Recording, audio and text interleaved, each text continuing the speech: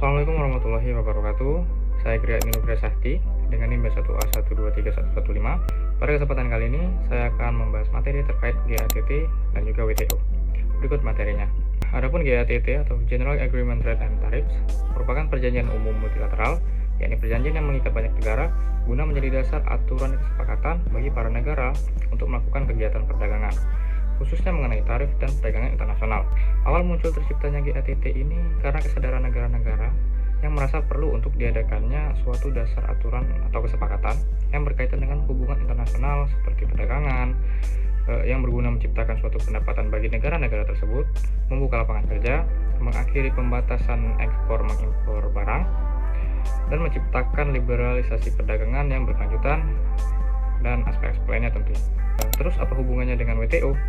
Untuk mengetahui perkembangan GATT dan juga hubungannya dengan WTO, saya akan membahas mengenai sejarah GATT.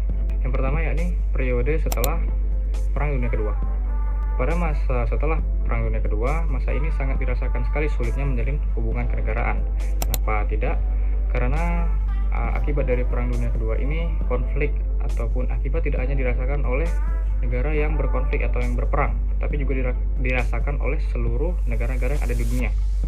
Hal-hal sulit tersebut seperti kesepakatan mengenai pengurangan dan penghapusan berbagai permasalahan perdagangan seperti diskriminasi dan juga pembatasan masuk keluarnya produk-produk yang dihasilkan oleh negara-negara tertentu. Yang mana jika hal ini berlangsung lama, maka perekonomian dunia akan hancur. Maka dari itu, sekitar 23 negara yang bergabung pada organisasi internasional yakni PBB merancang yang namanya Piagam ITO.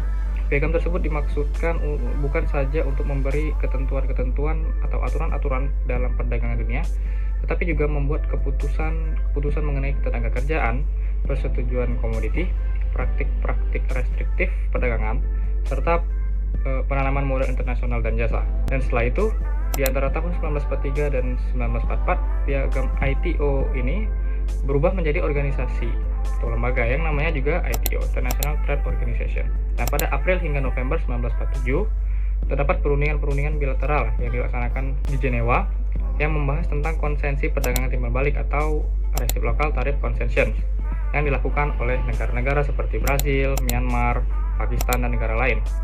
Yang hasil perundingan dari pertemuan Jenewa ini dicantumkan ke dalam GATT atau General Agreement Trade and Tariffs yang juga ditandatangani pada 30 Oktober 1947. Pada saat itu jugalah GATT disahkan bersamaan dengan ITO, International Trade Organization.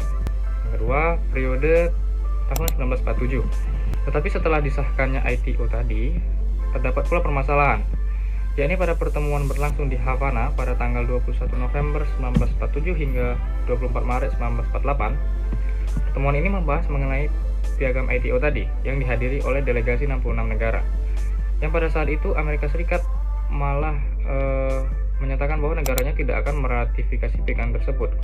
Apalagi kan Amerika Serikat ini adalah pelaku utama dalam perdagangan dunia. Sejak itu pula pendapat Amerika Serikat tadi membuat ITO secara efektif menjadi tidak berfungsi sama sekali. Pada saat inilah GATT berperan. Para perunding GATT mengeluarkan suatu perjanjian internasional, yakni Protocol of Provisional Application, atau perjanjian yang ditetapkan sementara. Sejak dikeluarkannya protokol inilah, GATT kemudian terus berlaku sampai saat ini. Dan juga sesuai dengan konvensi Bretton Woods, GATT merupakan objek internasional terpenting selain World Bank dan IMF, International Monetary Fund atau Dana Moneter Internasional. Yang ketiga yakni periode tahun 1994. Memperhatikan perubahan dan perkembangan yang terjadi dalam hubungan perdagangan internasional sejak berdirinya GATT menimbulkan pandangan perlunya beberapa peraturan dan prosedur yang harus diperbarui karena perdagangan internasional sepanjang zaman berubah dan bentuk-bentuk transaksi, praktik, dan lain-lainnya juga harus memiliki pengaturan yang baru pula, khususnya didasarkan akan kebutuhan untuk memperketat prosedur penyelesaian sengketa.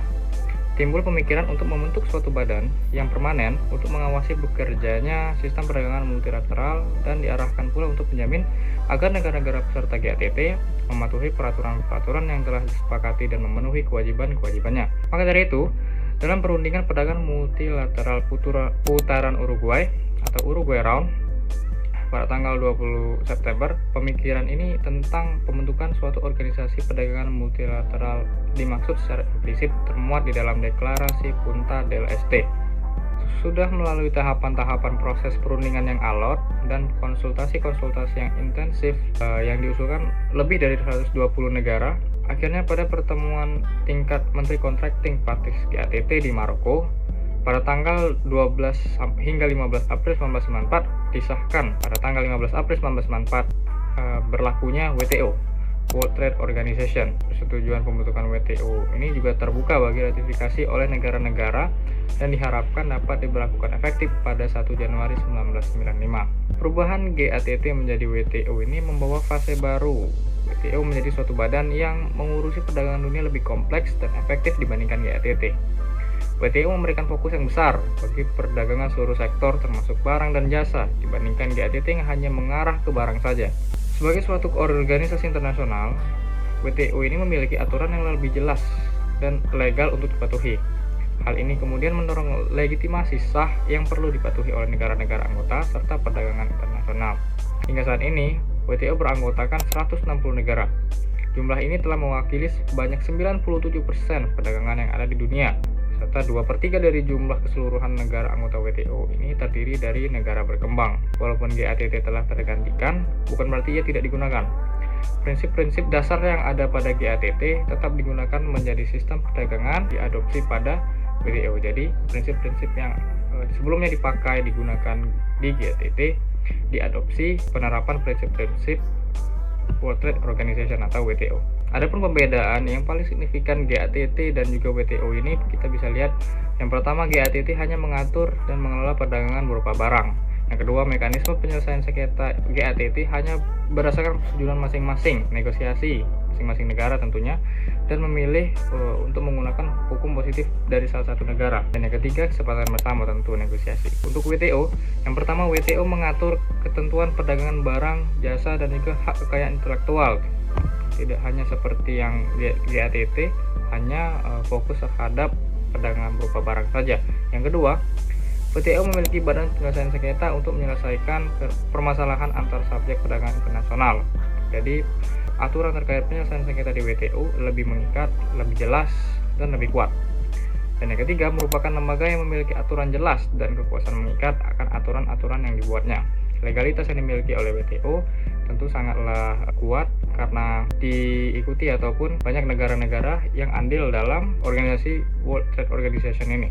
Jadi singkatnya, hubungan antara GATT dan WTO yakni karena GATT adalah lembaga yang mendahului WTO dalam mengatur segala aspek mengenai perdagangan internasional yang sifatnya sementara, dan WTO adalah penerus GATT yang mengadopsi segala aturan, prinsip, dan norma yang dimiliki GATT dan kemudian mengimprovisasi aturan-aturan tersebut ke dalam aturan yang lebih komprehensif dan mengikuti periode perkembangan perdagangan internasional yang terbaru. Baik, sekianlah penjelasan terkait GATT dan WTO serta hubungannya. Lebih kurang mohon maaf dari saya. Wassalamualaikum warahmatullahi wabarakatuh.